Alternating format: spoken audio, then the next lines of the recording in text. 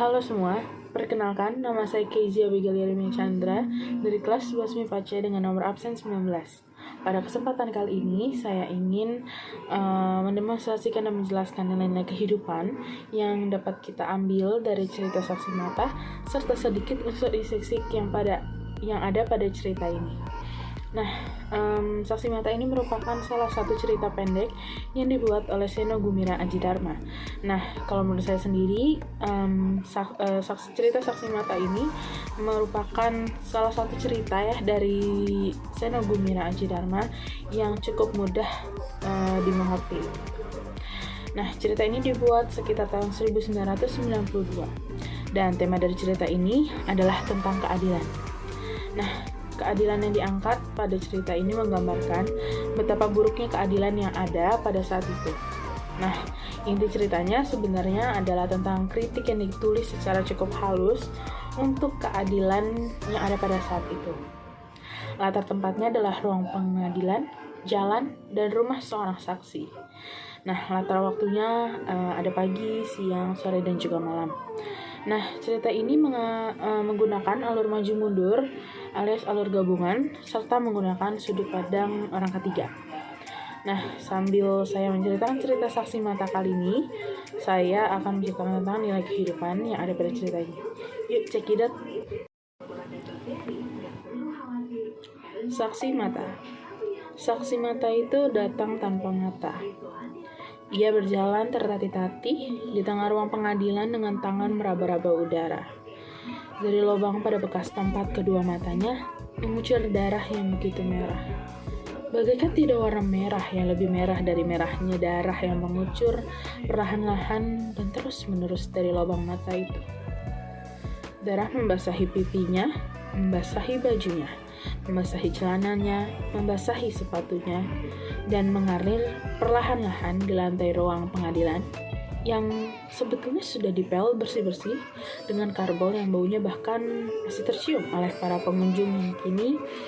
Nah, setelah kata yang kini ini ada salah satu nilai kehidupan yang bisa kita ambil, yaitu ada nilai sosial. Oke, mari kita lanjut. Yang kini menjadi gempar dan berteriak-teriak dengan emosi menguap-menguap. Sementara para wartawan yang selalu menanggapi peristiwa menggemarkan dengan penuh gairah segera memotret Saksi Mata itu dari segala sudut sampai menunggu-nunggu, sehingga lampu kilat yang berkerap membuat suasana makin panas. Nah, hal ini yang baru saja saya sebutkan ini termasuk nilai kehidupan, yaitu nilai sosial yang dapat kita ambil, karena nilai sosial ini berkaitan dengan norma-norma yang memang wajar terjadi pada seseorang itu masuk dalam ruang pengadilan. Nah, sampai saat ini pun masih bisa kita lihat. Oke, selanjutnya kita bisa mendengarkan beberapa percakapan yang menggambarkan nilai moral bangsa kita. Oke, mari kita mulai. Terlalu edan, sadis. Bapak Hakim yang mulia yang segera tersadar mengetuk-ngetukkan palunya. Dengan sisa wibawa yang masih ada, ia mencoba menenangkan keadaan. Tenang, saudara-saudara. Tenang. Siapa yang mengganggu jalannya pengadilan akan saya usir keluar ruangan. Syukurlah, para hadirin bisa ditenangkan. Mereka juga ingin segera tahu apa yang sebenarnya telah terjadi. Saudara Saksi Mata. Saya, Pak. Di manakah mata saudara? Diambil orang, Pak. Diambil? Saya, Pak. Maksudnya dioperasi? Bukan, Pak. Diambil pakai sendok. Hah? Pakai sendok? Kenapa? Saya tidak tahu kenapa, Pak. Tapi katanya mau dibikin tengkleng. Tengkleng merupakan salah satu masakan khas Surakarta yang berisi sop tulang belulang kambing. Dibikin tengkleng? Terlalu. Siapa yang bilang? Yang mengambil mata saya, Pak. Tentu saja bego. Maksud saya, siapa yang mengambil mata saudara pakai sendok? Dia tidak bilang siapa namanya, Pak. Saudara tidak tanya bego? Tidak, Pak. Dengar baik-baik, bego. Maksud saya, seperti apa rupa orang itu? Sebelum mata saudara diambil dengan sendok, yang katanya untuk dibuat tengkleng atau campuran sop kambing barangkali, atau saudara masih ada di tempatnya, kan? Saya, Pak. Jadi saudara melihat seperti apa orangnya kan? Saya, Pak. Coba ceritakan apa yang dilihat mata saudara yang sekarang sudah dimakan para penggemar tengkleng itu. Saksi mata itu diam sejenak. Segenap pengunjung di ruang pengadilan menahan nafas. Ada beberapa orang, Pak. Berapa? 5, Pak. Seperti apa mereka? Saya tidak sempat meneliti, Pak. Habis mata saya keburu diambil sih. Masih ingat pakaiannya barangkali. Yang jelas mereka berseragam, Pak. Ruang pengadilan jadi riuh kembali seperti dengungan 1000 lebah. Hakim mengetuk-ngetukkan palunya. Suara lebah menghilang. Seragam tentara maksudnya. Bukan, Pak. Polisi. Bukan juga, Pak. Hansip barangkali. Itu loh, Pak, yang hitam-hitam seperti di film. Mukanya ditutupi. Iya, Pak, cuma kelihatan matanya. Ah, saya tahu. Ninja kan? Nah, itu ninja. Mereka itulah yang mengambil mata saya dengan sendok. Lagi-lagi hadirin ribut dan saling bergunjing seperti di warung kopi. Dan lagi-lagi, Bapak Hakim yang mulia mesti mengetuk-ngetukkan palu supaya orang banyak itu menjadi tenang. Nah, percakapan tadi, mengapa dari percakapan dan selintas bahasa yang diceritakan oleh orang ketiga itu bisa kita ambil sebagai nilai kehidupan yang disebut dengan nilai moral? Karena dapat kita ketahui nilai moral itu merupakan nilai yang berkaitan dengan akhlak, budi pekerti, susila, dan kelakuan seseorang. Nah, dapat kita ketahui di atas itu, tadi itu terdapat moralitas yang memang ada di bangsa kita, seperti mengolok-olok orang, mencaci orang, dan sebagainya macamnya. Nah, oleh karena itu, mari kita lanjut ke ceritanya lagi ya. Darah masih menetes-netes perlahan-lahan, tapi terus-menerus dari lubang hitam bekas mata saksi mata yang berdiri seperti patung di ruang pengadilan. Darah mengalir di lantai ruang pengadilan yang sudah dipel dengan karbon. Darah mengalir memenuhi ruang pengadilan sampai luber melewati pintu menuruni tangga sampai ke halaman. Tapi orang-orang tidak melihatnya. Nah, seperti yang ada di atas ini, kita bakal balik lagi dengar beberapa cakapan yang menggambarkan nilai moral lagi nih. Saudara saksi mata, saya, Pak. Ngomong-ngomong, kenapa saudara diam saja ketika mata saudara diambil dengan sendok? Mereka berlima, Pak. Saudara kan bisa teriak-teriak atau melempar barang apa saja di dekat saudara atau ngapain kek supaya tetangga mendengar atau menolong saudara. Rumah saudara kan di ganggumu. Orang berbisik di sebelah rumah saja kedengeran. Tapi kenapa saudara diam saja? Habis terjadinya dalam mimpi sih, Pak. Orang-orang tertawa. Hakim mengetuk lagi dengan marah. Coba tenang sedikit. Ini ruang pengadilan, bukan Sri Mulat. Nah, oke, ini sih masih sama ya alasannya kayak tadi. Emang rata-rata setiap obrolan itu punyanya nilai moral gitu. Karena kan itu sebuah perilaku mereka gitu dalam menghadapi segala sesuatunya gitu. Oke, kita lanjut ke ceritanya lagi. Ruang pengadilan itu terasa sumpek. Orang-orang berkeringat, namun mereka tak mau beranjak. Darah di halaman mengalir sampai ke tempat parkir, dan hakim meneruskan pertanyaannya. Nah, ini karena masih masuk ke percakapan, balik lagi ini menjadi nilai moral. Saudara saksi mata tadi mengatakan terjadi di dalam mimpi. Apakah maksud saudara kejadiannya begini cepat seperti dalam mimpi? Bukan, Pak. Bukan seperti mimpi, tapi memang terjadinya dalam mimpi. Itu sebabnya saya diam saja ketika mereka mau menyendok mata saya. Saudara serius, jangan main-main ya. Nanti saudara harus mengucapkannya di bawah sumpah. Sungguh mati saya serius, Pak. Saya diam saja karena saya pikir toh terjadinya cuma dalam mimpi ini. Saya malah ketawa-ketawa waktu mereka bilang mau dibikin tengkleng. Jadi menurut saudara saksi mata, segenap pengambilan mata itu hanya terjadi dalam mimpi. Bukan hanya menurut saya, Pak, memang terjadinya di dalam mimpi. Saudara kan bisa saja gila. Loh, ini bisa dibuktikan, Pak. Banyak saksi mata yang tahu kalau sepanjang malam saya cuma tidur, Pak. Dan selama tidur, tidak ada orang yang mengganggu saya, Pak. Jadi terjadinya pasti di dalam mimpi ya. Saya, Pak. Tapi waktu terbangun, mata saudara sudah tidak ada. Betul, Pak. Itu yang saya bingung. Kejadiannya di dalam mimpi, tapi waktu bangun kok ternyata betul-betul ya. Hakim menggeleng-gelengkan kepala, tidak bisa mengerti. Absurd gumamnya. Nah, ya, percakapan tadi masih masuk ke nilai moral seperti yang diceritakan, benar-benar tergambar jelas gitu ya. Masih gitu-gitu aja gitu ya, namanya moral bangsa kita, gampang mencemooh orang lain, mencaci segala macamnya gitu, tanpa tahu asal muasal atau kejadian sebelumnya. Oke, mari kita lanjut ke ceritanya. Darah yang mengalir telah sampai ke jalan raya. Apakah saksi mata yang sudah tidak punya mata lagi masih bisa bersaksi? Tentu masih bisa, pikir Bapak Hakim yang mulia. Bukankah ingatannya tidak ikut terbawa oleh matanya? Nah, di sini kembali lagi terjadi percakapan dan terjadi kembali nilai moral yang bisa kita ambil. Oke, kita lanjutin ya. Saudara saksi mata, saya Pak. Apakah saudara masih bisa bersaksi? Saya siapa? Itu sebabnya saya datang ke pengadilan ini lebih dulu ketimbang ke dokter mata, Pak. Saudara saksi mata masih ingat semua kejadian itu meskipun sudah tidak bermata lagi.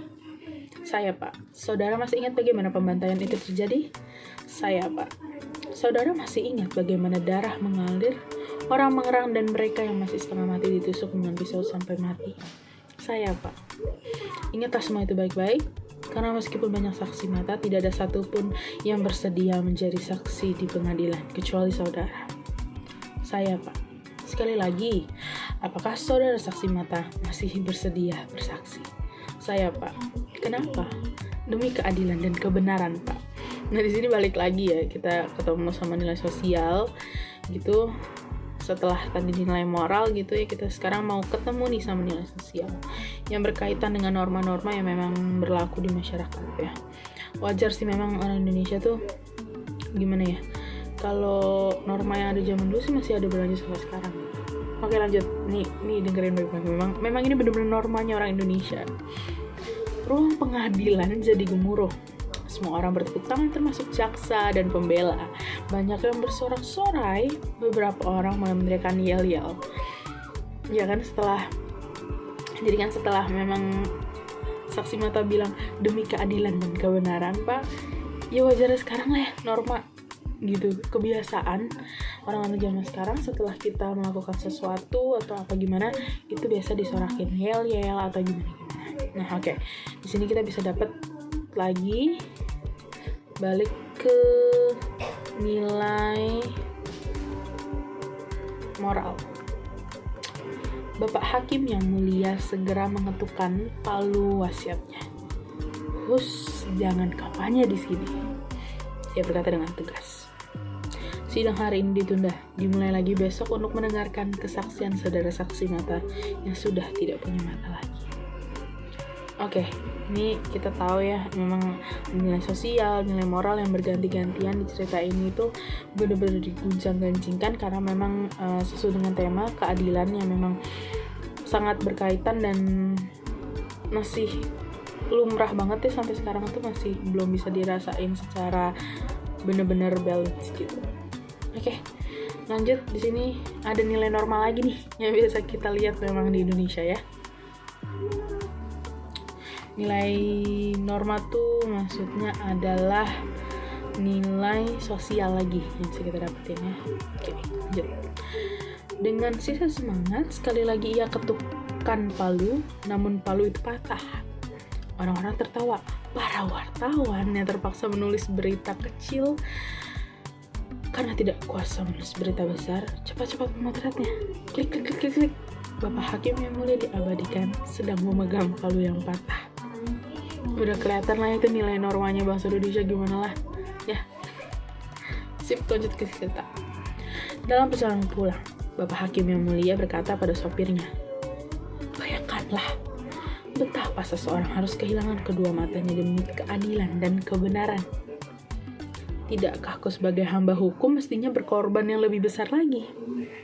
Sopir itu ingin menjawab dengan sesuatu yang menghilangkan rasa bersalah, semacam kalimat keadilan tidak buta.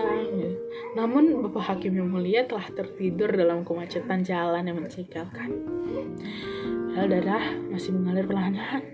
tapi terus-menerus sepanjang jalan raya sampai kota itu banjir darah. Darah membasahi segenap pelosok kota, bahkan merayap gedung-gedung bertingkat sampai tiada lagi tempat yang tidak menjadi merah karena darah. Namun ajaib, tiada seorang pun yang melihatnya.